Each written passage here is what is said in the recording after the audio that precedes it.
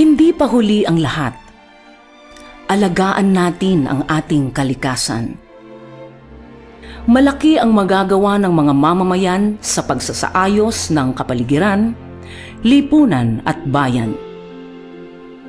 Magsimula tayo sa simpleng pagbubukod-bukod ng mga naaaksayang bagay na nabubulok at hindi nabubulok.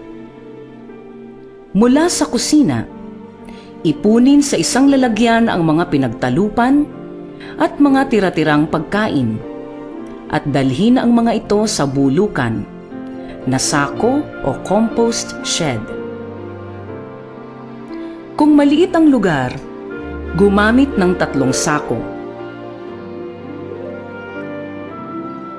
Sa unang sako, mag-ipon ng lupang pantabon. Dumakot ng bahagya, ilagay sa ikalawang sako. Kasunod ang mga tira-tirang galing sa kusina. Dumakot muli ng sapat na lupang ipantatabon sa mga tira-tira. Paulit-ulit ito, araw-araw, hanggang mapuno ang ikalawang sako. At isunod naman ang pangatlong sako. Tiyaking naiinitan ng araw ang mga sako. Paminsan-minsay aalugin ang sako upang mahanginan at mahalo ang mga binubulok. Wisik-wisikan din ng kaunting tubig ang binubulok. Kapag napuno na ang 2 sako, ibig sabihin, wala nang laman ang unang sako, kaya ito naman ang gagamitin sa pagbubulok o pagko-compost.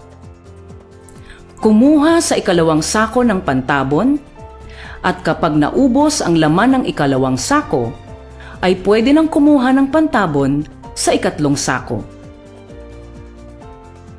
Paikot-ikot lang ang gamit ng 3 sako.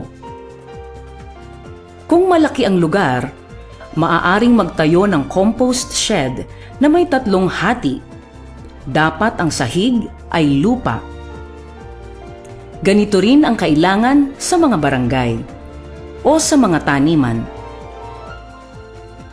Tulad ng ginagawa sa mga sako, sa unang hati ang pantabon na lupa.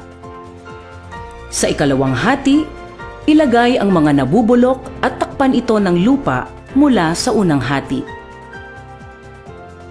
Isunod na gamitin sa pagbubulok ang ikatlong hati, at kapag napuno na ito, ay gamitin naman ang naunang hati sa pagbubulok o pagko-compost. Basain ng bahagya at ulit-ulitin ang prosesong ito araw-araw hanggang sa halos mapuno ang lalagyan. Palagi ang haluin ang binubulok upang mahanginan ito.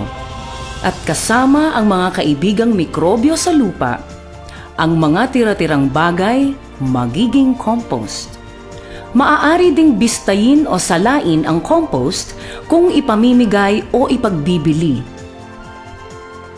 Para naman sa mga hindi nabubulok, ihanda ang mga sako na paglalagyan ng mga lata, bote, papel, karton, plastik na matitigas tulad ng mga PET bottles at iba pa, plastik na malalambot tulad ng mga supot at iba pa, styrofoam o polystyrene, mga balat ng candy, sachet at mga katulad nito.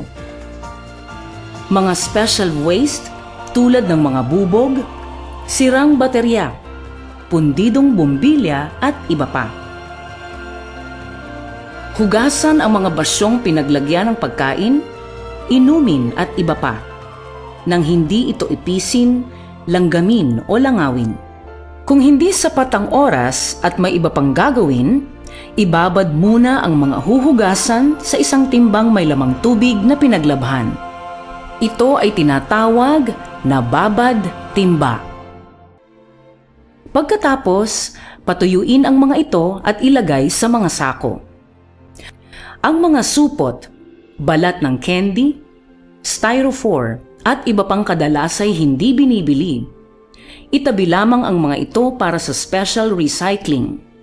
Halimbawa, maaari itong maging mga tiles ng bangketa sa mga kalye, maaari ding dalhin sa waste market.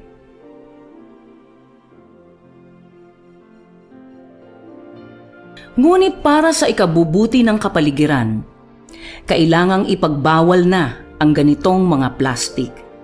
Kasabay nito, ipasara ang lahat ng uri ng tambakan ng basura. Karapatan nating lahat na tumira sa kapaligirang malinis ang hangin at inumin. Sagana sa masustansya at walang lasong pagkain, at ligtas sa kapahamakan. Tungkulin nating lahat na alagaan at ibangon ang kalikasan at ang ating mahal na bayang Pilipinas. Lahat ng ito'y nagmula sa dakilang lumikha.